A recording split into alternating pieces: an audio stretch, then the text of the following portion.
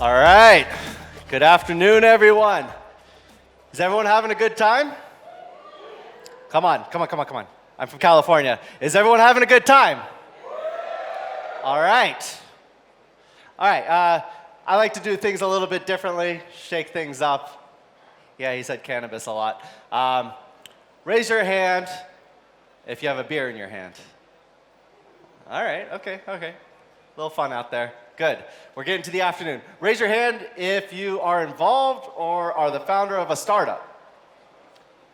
Okay, all right. Raise your hand if you love cannabis. Raise your hand if you're in law enforcement. All right. Well, I don't think it's illegal to talk about cannabis, and hopefully not too illegal to consume it. But that's what I'm going to talk about today, and how it actually correlates to emerging markets. So, as we all know, building a startup is hard. We do all know that, right? Yes? No, it's easy? Okay. All right, it's easy. When you're building a startup, you're trying to find your way, you're trying to get market validation, trying to figure things out, how it is to run a company, lead, all this kind of stuff. And when you're doing it in an emerging market, it's harder. But not for every reason. Actually, some things are easier. But the problem is, when you're building a startup in an emerging market, you're building a startup within a startup. While you're trying to figure your stuff out on the business side, legislation, consumers, operators, everything is being built up around you. But that's an opportunity, because you get to have a lot of influence over what is going on around you. But you gotta watch out. It's not easy. The regulations are shifting like crazy. Consumers, the old ones, are very different than the new ones. And there's a lot of these guys in the market selling you snake oil, shysters. There are plenty. I haven't always been in the cannabis industry. I come from a boring industry, one they call, tech. But now, I'm kind of labeled as this guy, the guy with the stuff, right? Raise your hand if you know that guy. All right, I know who to talk to afterwards. Okay. So yeah, if you asked me when I was in university, or if I was living in Riga today, and I said I was in the cannabis industry, you would just think of that guy. It might be true. I might have some stuff. But in the developing market, that guy actually, he doesn't grow it, he doesn't manufacture it, he probably goes somewhere to pick it up. And where he gets it, those stores don't actually grow it or manufacture it, they're just consolidating their hub, for these manufacturers and growers. And so what used to sound like a big drug cartel, you now have the formation of an industry. It's kind of mind-blowing to go from what you expect to be a drug dealer or drug kingpin to industry. Well, my company, Vertosa, we're an active ingredient manufacturer for infused products. We take product that comes out of this side and make it easily usable, consistent, trustworthy for products that get to the end consumer. Again, all of this is mind-blowing when you come from an illegal mindset, the stigma that has been built around this product for hundreds of years.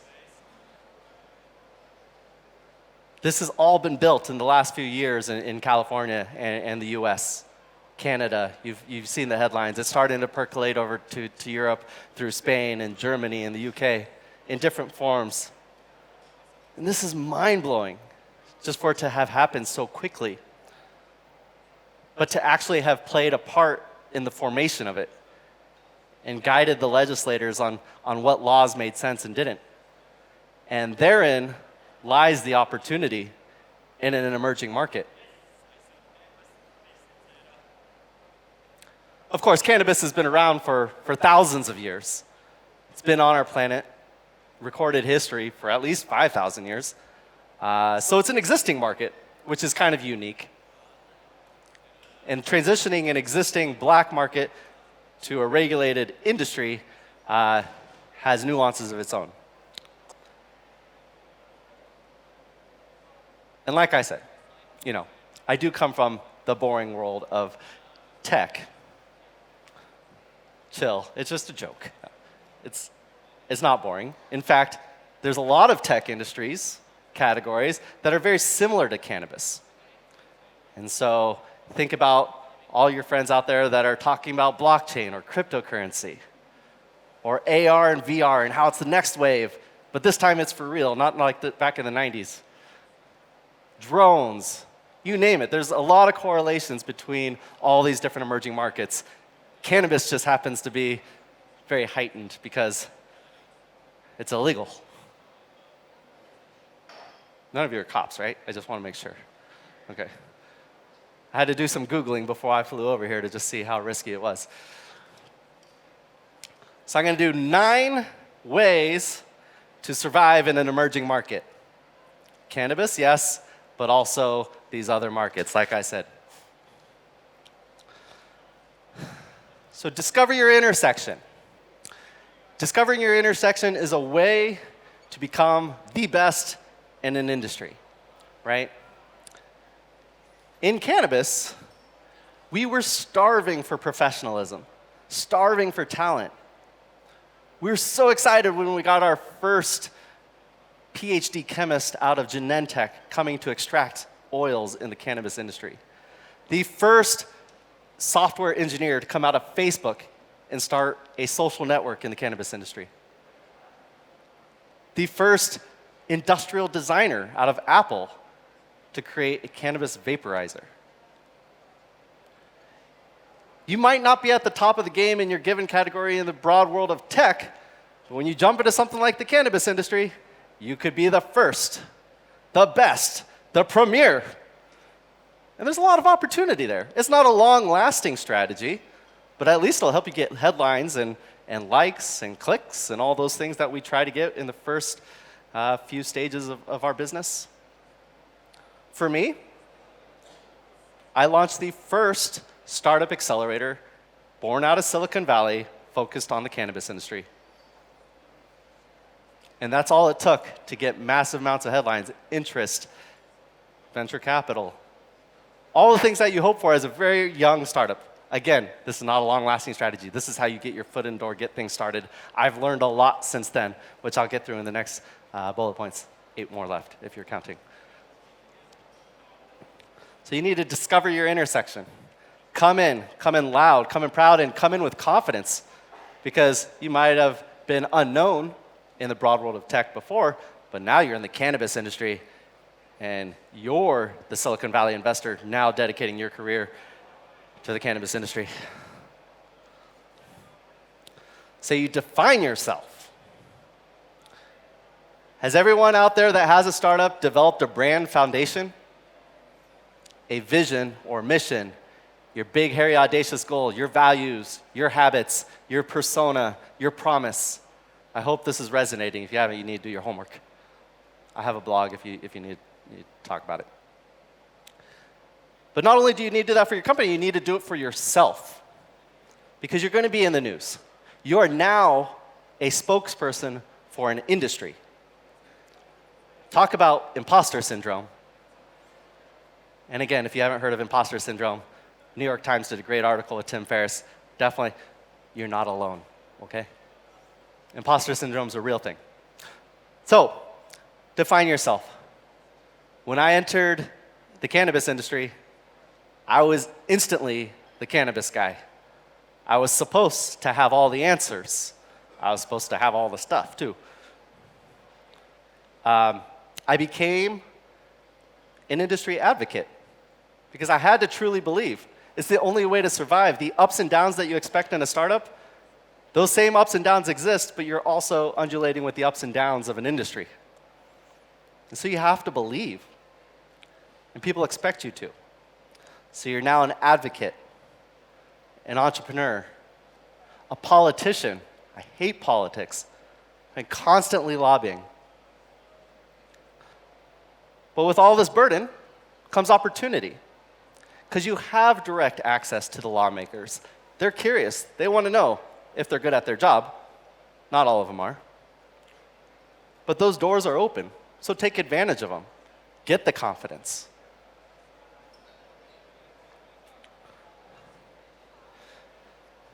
But don't do it in a vacuum.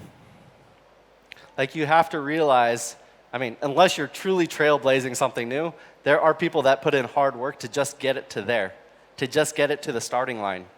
And so it's not about finding your tribe, a phrase that I hear from millennials quite often. It's about finding the tribe.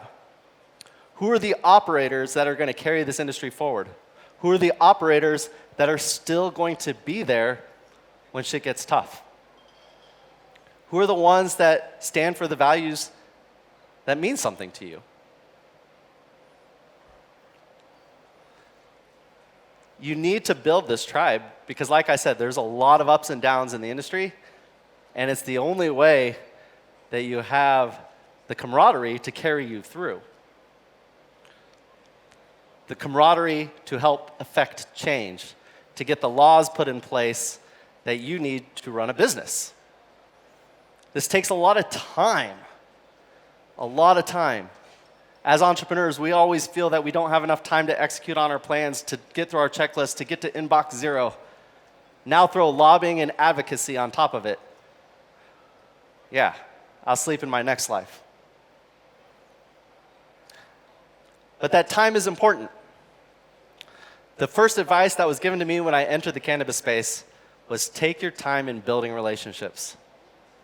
A good friend of mine said he didn't do business with people, write a contract with people, until he knew them for 6 months. 6 months is a lifetime in startups. Companies live and die in a 6-month period, I swear. But really, it takes that long because you rely on these other people so much when you are building in an industry, because they're all you got. Because government is fickle, consumers are fickle, public sentiment, press, everything. Everything is just kind of moving constantly around you. And so your tribe becomes your rock. Relationships are important. And when you're building relationships in the cannabis space, you need to be investing in investor relations. Because it's not guaranteed that there's always going to be capital for you. And so your investors, your potential investors, have to be part of that network.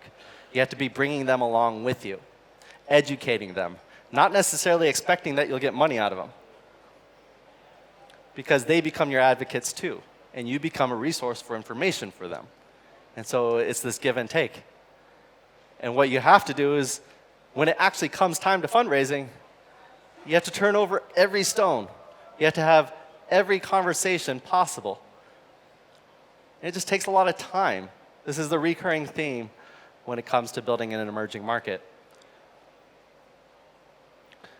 Investors in the cannabis industry, their thesis changes week to week, month to month. The future is constantly shifting, and so when you thought they might be good for $1 million in your company, that might change. It's nothing you did, it's just sentiment in the industry. And so you got to be very careful of it. And you always have to keep a very healthy Rolodex that you've been keeping in the loop the entire time. Even if you're a hot startup, a well-known founder, you might want to have a pipeline of at least 100 investors that you're kind of constantly just moving through. And so when you have to fill out a round, you're pressing really, really hard. And if you've had 100 conversations with 100 investors and you're surviving, there's one thing that you've gotten very good at, and that's storytelling. Being able to see the future and paint that vividly for your audience. Because if you can't do that, you will fail. In a normal market, you're able to point to addressable markets. How big is this market? $1 billion market. Well, in cannabis, everyone that is actually at least going to invest in it, they already assume that it's going to be a $100 billion market. But you need to explain to them how you're going to be viable and what that's going to look like and what that path is going to look like. And the information that you have to build on it is dubious at best. The early adopters, in my case the potheads, aren't necessarily indicative of what the mainstream consumer is going to look like in the future. The question is, how long is it going to take to get to that future? What is the pathway there? How do you survive the whole time when venture capital is not copious? Patience. It takes a lot of patience. I've studied stoicism nonstop since entering this industry. The ups and downs of navigating these uncharted waters, it's extremely tiring. And it's not just cannabis. I mean, who's owned Bitcoin since 2010? Anyone? Yeah? All right. You know. It's up, it's down. And it's up, and it's down. And hopefully it's going up again. I own a little bit. But it takes a lot of patience. And you need to be able to build a company that sells the dream of this $100 billion opportunity, but is smart with its capital, stretches the dollar as far as it can go, can withstand the waves. Because that's what needs to happen. And this market volatility comes from all sorts of different directions. Every direction. The value that the consumer puts on you can change day to day. Your cost of goods sold can change dramatically. In cannabis and hemp, our cost of goods decreased by 60% in a 6-month period last year. In the next 6 months, it decreased 60% again. Literally went from paying $12,000 a kilo, sorry, that sounds really druggy, $12 a gram, down to $2 in a 12-month period. I didn't model that. That's really difficult. And what are the consumers willing to pay? Well, it depends what corollaries you're drawing. Are you selling infused cannabis beverages? Does it have to be the same price as a beer? What does that even mean? And so this market volatility is just a way of life. And the biggest one is the legal landscape. With the flick of a pen, a legislator can kill your business. They can change the direction of an industry. They can create new opportunity. When I was talking about the build-out of the infrastructure, manufacturers, testing labs, distributors, delivery drivers, all these things are new opportunities, new ways to build business. But you need to take all this into account when you first launch your company and constantly build optionality into your game plan. In a normal startup, like single customer, single value proposition, single pricing model, like I'm just going to do this and I'm going to figure it out, I'm going to A/B test. Well, constantly in industries like the cannabis industry, you have to keep your options open because one of your arms might be cut off at any moment. It's really tough. And so I'm constantly asking founders in the space, well, what happens if they change the packaging laws? Like you just bought a 100,000 unit order. That's $50,000 of capital that you don't have anymore. What happens if that all goes out the door? That happened 3 times in 2018 in the California market. Killed 90% of the companies. So cannabis is a little dramatic, but you do have to watch out for it if you're in other emerging tech markets.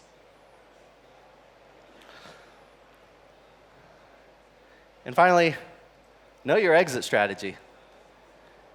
And I used to waffle on this one quite a bit. You know, when I was coaching startups in tech, I was like, fuck the exit strategy. Just build a big, impactful company. But investors want to know how they're going to get their money back. And in cannabis or other emerging markets and all these undulating waves, you got to know when those opportunities are going to rise and what they're going to look like. So if you're coming in to make a quick buck and get out, It's entirely possible. A lot of people did it, again, back in 2018, 2017, publicly trading on the Canadian markets as a startup. Startups should not go public early. But they were in cannabis, and they were making a mint. Last year, the Canadian public markets dropped by 90%. A lot of people lost their shirt. But, suits them for investing in an overinflated Canadian market. If your strategy is to build a truly impactful company, again, you got to heed the advice of the market volatility, the undulations, optionality. Because to make it to that promised land, it could take a lot of time. And you need to make sure that the investors that are on board with you are bought into that ride.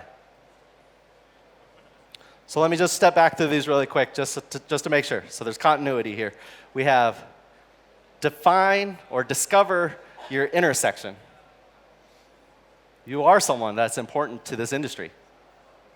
You might not be deemed important to where you are sitting right now, but in something like the cannabis industry, Bitcoin, AR, VR, you could be at the top. So you lean in. Thank you, Sheryl Sandberg. You define yourself. You wear your values on your chest. You let people know what you stand for. You build this into a market, and you mean something. You find the tribe. You invest investor relations, make them part of your tribe. You see the future, and you talk endlessly about it to anyone that will listen. You practice patience. Beware of market volatility. Study stoicism. Create optionality. And know your exit strategy. That's what it takes to really survive in an emerging market. And I'm still surviving, still operating, still trying to get the job done. We have a long way to go. As entrepreneurs, we put so much of ourselves into the companies that we build. Day, night, relationships. I've sold a car to help fund my business. So much of our identity gets rolled up into the company that we're building.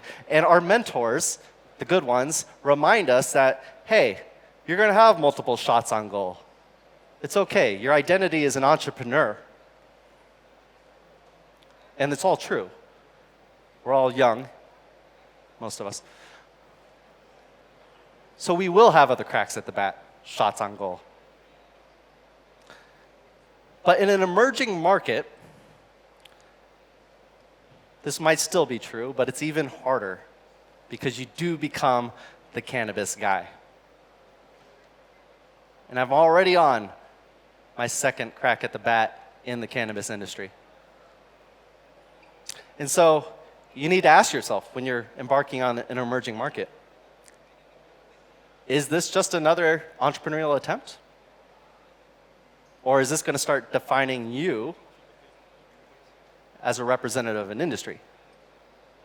I had to make that choice. I am cannabis. Thank you.